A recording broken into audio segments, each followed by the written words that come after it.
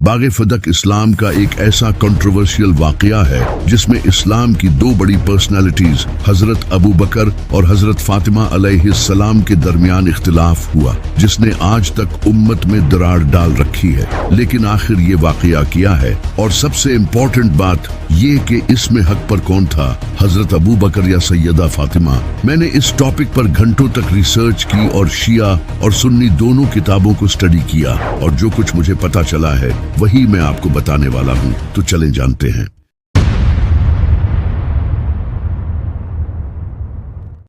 جب امام علی علیہ السلام نے مرہب کو مار کر خیبر کو فتح کیا، جو کہ یہودیوں کے لیے ایک بہت بڑی شکست تھی، اسے دیکھتے ہوئے یہودیوں کے کچھ قبیلوں نے خوف کے مارے نبی صلی اللہ علیہ وسلم کو اپنی فدق کی آدھی زمین دینے کی آفر کی تاکہ مسلمان ان سے جنگ نہ کریں۔ نبی صلی اللہ علیہ وسلم نے یہ آفر ایکسپٹ کر لی، جس کے بعد نبی صلی اللہ علیہ وسلم کو فدق کی آدھی زمین مل گئی۔ فدق خیبر کے قریب ہی ایک جگہ تھی جہاں یہودیوں کے باغ اور ایگریکلچر لینڈز تھی۔ اب کیونکہ یہ باغ نبی صلی اللہ علیہ وسلم کو یہودیوں نے خود سے دیے تھے، نہ کہ مسلمانوں نے اس کے لیے کوئی جنگ کی تھی، اس وجہ سے اس زمین پر صرف نبی صلی اللہ علیہ وسلم کا ہی حق تھا، کیونکہ قرآن میں آیا ہے، اور اللہ نے اپنے رسول کو ان سے جو غنیمت دلائی تو تم نے اس پر نہ اپنے گھوڑے دوڑائے تھے اور نہ اونٹ۔ ہاں، اللہ اپنے رسولوں کو جس پر چاہتا ہے غلبہ دے دیتا ہے، اور اللہ ہر شے پر خوب قادر ہے۔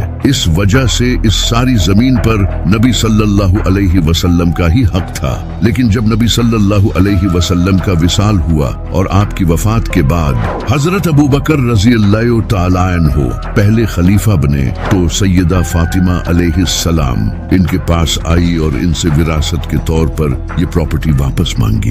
لیکن حضرت ابو بکر رضی اللہ تعالیٰ عنہ نے کہا کہ نبی صلی اللہ علیہ وسلم نے فرمایا تھا کہ ہم نبیوں کی کوئی وراثت نہیں ہوتی، ہم جو بھی چھوڑ کر جاتے ہیں وہ صدقہ ہوتا ہے، یعنی کہ وہ غریبوں میں تقسیم کیا جاتا ہے۔ اس پر سیدہ فاطمہ علیہ السلام کو بہت غصہ آیا اور وہ اپنی وفات تک حضرت ابو بکر سے ناراض رہی، یہاں تک کہ امام علی علیہ السلام نے بھی ان کی وفات کی خبر حضرت ابو بکر اور حضرت عمر کو نہیں دی اور انہیں رات کے اندھیرے میں دفن کیا۔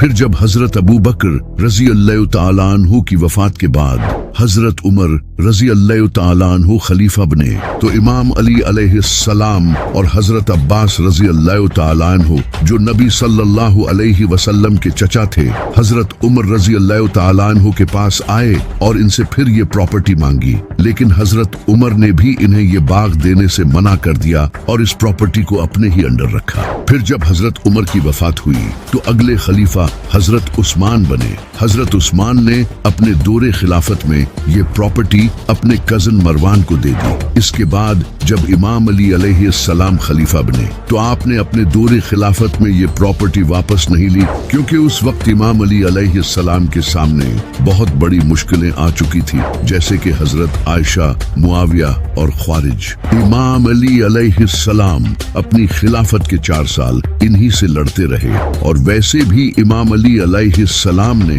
فدق اس لیے واپس نہیں لیا تاکہ کئی لوگ آپ کے خلاف نہ ہو جائیں، کیونکہ اس سے پہلے یہ فدق حضرت ابو بکر، حضرت عمر اور حضرت عثمان کے دور خلافت میں حکومت کے انڈر تھا، اور اگر امام علی علیہ السلام اسے واپس لے لیتے تو لوگ آپ پر الزام لگاتے اور اس سے ایک اور بڑا فتنہ کھڑا ہو سکتا تھا، کیونکہ اس وقت لوگ تو ویسے ہی علی علیہ السلام کے خلاف امام حسن علیہ السلام خلیفہ بنے، لیکن انہوں نے بھی فدق واپس نہیں لیا، کیونکہ ان کی خلافت صرف 6 مہینوں تک رہی، اور وہ بھی حکومت کو سٹیبل کرنے میں ہی مصروف رہے، کیونکہ معاویہ غدار جو سامنے کھڑا تھا۔ امام حسن علیہ السلام کی خلافت کے بعد سے لے کر حضرت عمر بن عبدالعزیز کے خلیفہ بننے تک یہ فدق کی پراپرٹی بنو امیہ کے انڈر رہی، اور انہوں نے اس کا بہت خوب فائدہ اٹھایا۔ لیکن حضرت عمر بن عبدالعزیز نے خلیفہ بنتے ہی یہ پراپرٹی حضرت فاطمہ علیہ السلام کی اولاد کے حوالے کر دی۔ لیکن حضرت عمر بن عبدالعزیز کی وفات کے بعد یہ پراپرٹی دوبارہ بنو امیہ کے انڈر آ گئی۔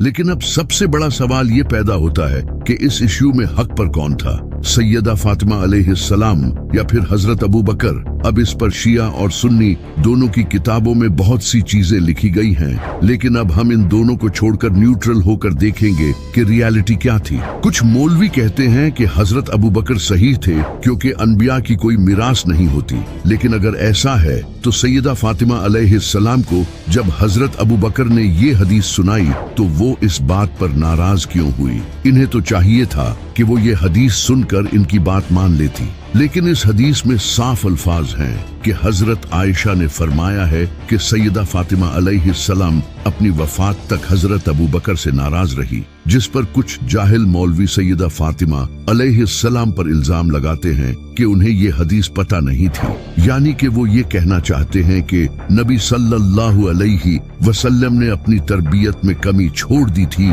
कि जो हदीस सहाबा को पता है वो नबी सल्लल्लाहु अलैहि वसल्लम की औलाद को नहीं पता, और वो औलाद जिसके बारे में नबी सल्लल्लाहु अलैहि वसल्लम ने फरमाया था कि फातिमा मेरे जिगर का टुकड़ा है, जिसने इसे तकलीफ दी उसने मुझे तकलीफ दी, फातिमा जन्नती औरतों की सरदार है। ये लोग सैयदा फातिमा अलैहिस्सलाम पर नहीं बल्कि नबी सल्लल्लाहु अलैहि वसल्लम पर इल्जाम लगा रहे हैं। ये नबी सल्लल्लाहु अलैहि वसल्लम की तौहीन है कि एक बात नबी सल्लल्लाहु अलैहि वसल्लम के सहाबा को मालूम है और वो आपकी औलाद को मालूम नहीं। सिर्फ सैयदा फातिमा अलैहिस्सलाम ही नहीं बल्कि नबी सल्लल्लाहु अलैहि वसल्लम की बीवियों ने भी आप सल्लल्लाहु अलैहि वसल्लम की वफात के बाद हजरत अबू बकर रज़ी अल्लाह तआला अन्हु से आप सल्लल्लाहु अलैहि वसल्लम की विरासत में से हिस्सा मांगा था, लेकिन उन्हें भी हजरत आयशा ने यही हदीस सुनाई, यानी कि नबी सल्लल्लाहु अलैहि वसल्लम की बीवियों को भी इस हदीस का कोई इल्म नहीं था। सैयदा फातिमा अलैहिस्सलाम के पास हजरत अबू बकर से ज्यादा इल्म था क्योंकि वो नबी सल्लल्लाहु अलैहि वसल्लम के इल्म की वारिस थी, और अगर नबी सल्लल्लाहु अलैहि वसल्लम की वफात के बाद आपकी विरासत पर गरीबों का हक था तो फिर सैयदा फातिमा अलैहिस्सलाम मांगती ही क्यों? सिर्फ सैयदा फातिमा अलैहिस्सलाम ही नहीं बल्कि इमाम अली अलैहिस्सलाम भी हजरत अबू बकर के इस फैसले से खुश नहीं थे। इसी वजह से आपने सैयदा फातिमा अलैहिस्सलाम की वफात पर इन्हें इसकी खबर नहीं। इमाम अली से बड़ा इल्म रखने वाला कौन हो सकता है? यहाँ तक कि इमाम अली अलैहिस्सलाम ने हजरत उमर से भी फदक की जमीन वापस मांगी, लेकिन उन्होंने भी देने से इनकार कर दिया। अगर उन्हें हजरत अबू बकर का फैसला मंजूर होता तो हजरत उमर से क्यों मांगते?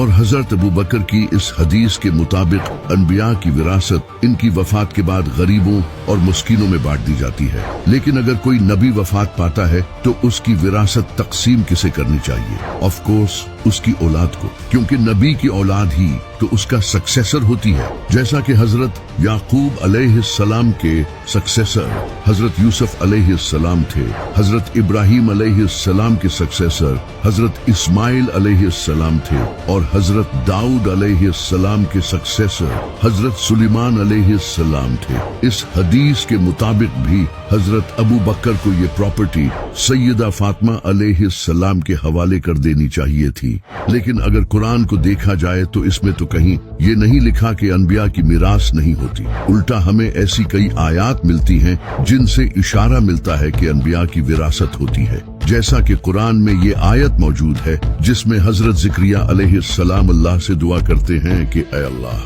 तू मुझे एक बेटा अता कर जो मेरा वारिस बने। इसी तरह कुरान में तो साफ साफ ये बताया गया है कि इंसान की मौत के बाद इसकी जायदाद किस तरह तकसीम की जानी चाहिए। यहाँ भी कहीं नहीं लिखा कि अनबिया की कोई मीरास नहीं होती। चलो अगर मान भी लें कि नबी सल्लल्लाहु अलैहि वसल्लम की कोई मीरास नहीं थी और आपकी वफात के बाद आपकी प्रॉपर्टी गरीबों और मस्कीनों में तकसीम की जानी थी, तो फिर नबी सल्लल्लाहु अलैहि वसल्लम की बीवियां आप सल्लल्लाहु अलैहि वसल्लम की वफात के बाद आपके घरों में क्यों रही? उन घरों को भी तो गरीबों और मस्कीनों में तकसीम किया जाना था। यहाँ तक कि हजरत आयशा भी नबी सल्लल्लाहु अलैहि वसल्लम के ही घर में अपनी वफात तक रही। इन घरों को तकसीम क्यों नहीं किया गया? लेकिन आखिर फिर हजरत अबू बकर ने सैयदा फातिमा अलैहिस्सलाम को ये प्रॉपर्टी क्यों नहीं दी? एक्चुअली यहाँ हजरत अबू बकर रज़ी अल्लाह तआला अन्हु से गलती हुई थी, क्योंकि बहुत सी किताबों में ये लिखा है कि हजरत अबू बकर को विरासत के बारे में मालूम नहीं था। जैसा कि किताबुल अम्वाल में हदीस मौजूद है कि हजरत अबू बकर ने कहा कि मुझे नबी सल्लल्लाहु अलैहि वसल्लम से इनकी खाला की विरासत के बारे में पूछना चाहिए था। इससे सिमिलर हदीस और भी बहुत सी किताबों में नकल की गई है। आप इनके रेफरेंसेस अपनी स्क्रीन पर देख सकते हो। इसके अलावा हजरत अबू बकर रजी अल्लाह तआला अन्हु ने अपनी जिंदगी में 500 हदीसों को खुद जलाया था, तो इससे साफ जाहिर होता है कि उनसे यहाँ गलती हुई है। लेकिन उन्होंने ये प्रॉपर्टी कोई अपने फायदे के लिए यूज नहीं की, बल्कि उन्होंने भी इस प्रॉपर्टी को नबी सल्लल्लाहु अलैहि वसल्लम की तरह गरीबों और मस्किनों के लिए ही यूज किया था। हजरत अबू बकर को फदक की प्रॉपर्टी सैयदा फातिमा अलैहिस्सलाम को दे देनी चाहिए थी, क्योंकि अगर वो ये सैयदा फातिमा अलैहिस्सलाम के हवाले कर देते तो बनो उम्मिया कभी भी इस प्रॉपर्टी को अपने फायदे के लिए यूज नहीं कर पाते, क्योंकि मेरी रूहानी माँ सैयदा फातिमा अलैहिस्सलाम हमेशा सच्ची और हक पर थी।